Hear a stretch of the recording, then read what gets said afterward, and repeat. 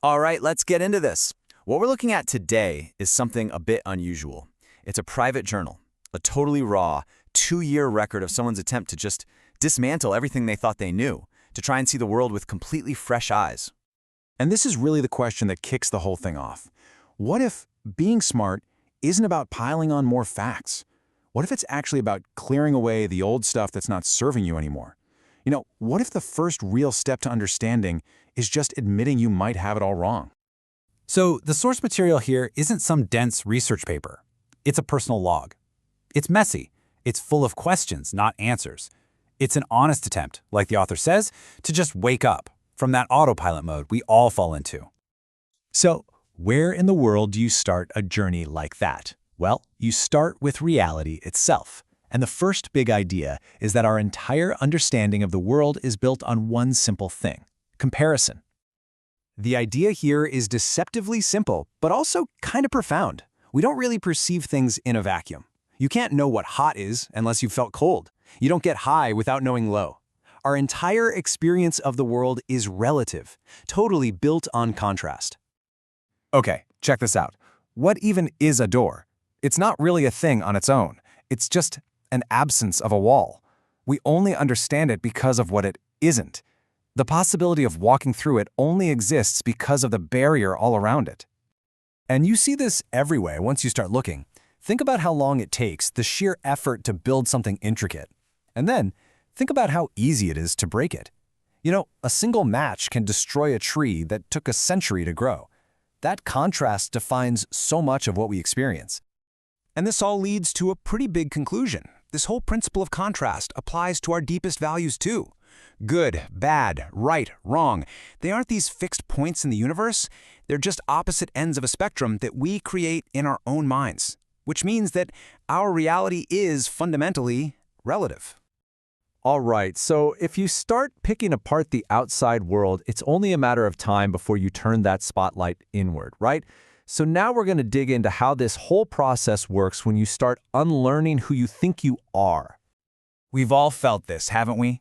That little war going on inside your head, that battle between the thing you know you should do and the thing you actually, do. The journal calls this out as a core tension of just being human. Let's give them names: the thinker and the doer. The thinker is that voice that plans and worries and rationalizes everything. But the doer? The doer is the one who's actually out there in the world, whose actions become reality. And believe me, those two are not always on the same page.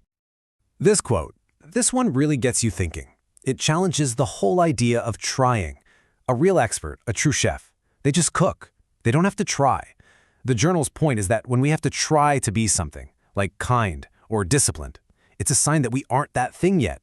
We're just performing it. And this journey of the self isn't just a fixed state. It's a kind of progression.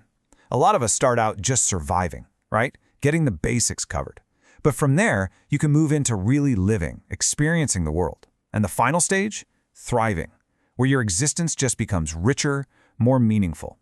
It's a good question to ask yourself. Where are you on that path right now?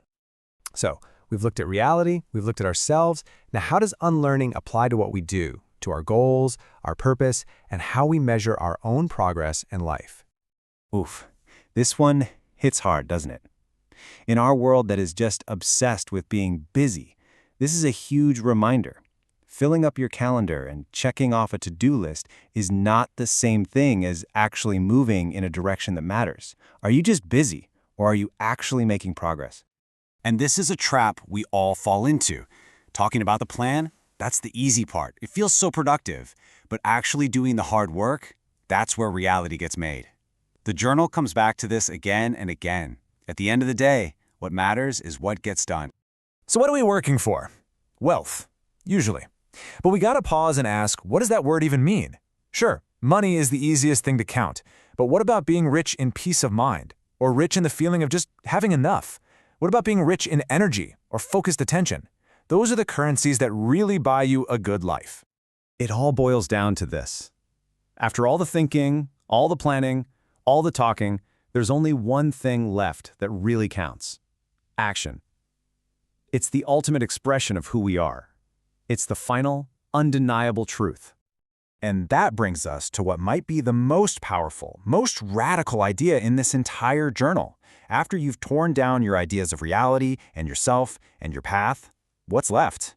You're left with the incredible power of just not knowing. Just think about this definition for a second. We're taught that knowing is the goal. But what if it's actually a dead end? What if the moment we say, I know, we slam the door shut on any new information, our curiosity just withers, and we stop growing entirely?